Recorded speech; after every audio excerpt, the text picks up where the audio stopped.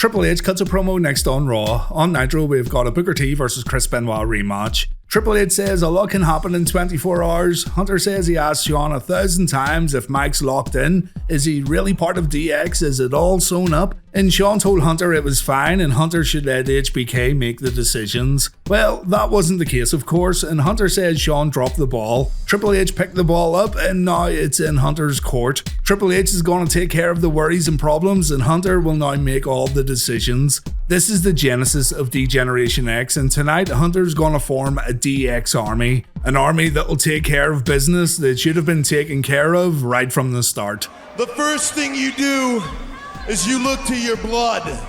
You look to your buddies. You look to your friends. You look to the clique. Degenerate into something fool. We just got tired of doing what you told we do. That's a great boy. Yeah. That's a fast little man.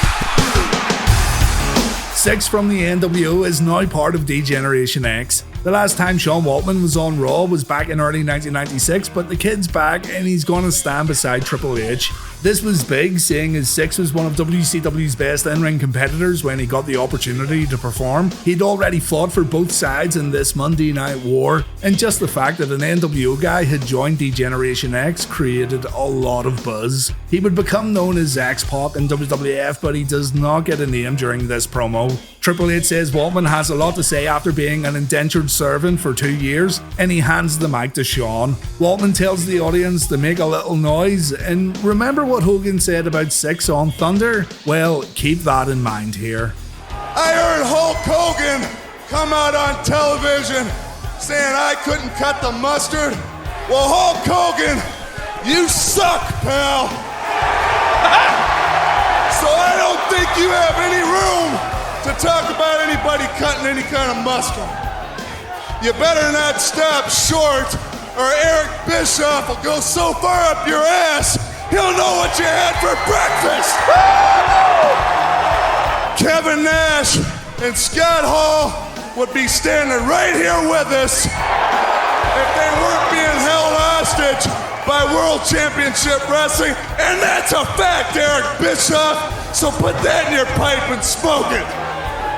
So the way I see it right now, this is a new beginning for D-Generation X, and it starts tonight!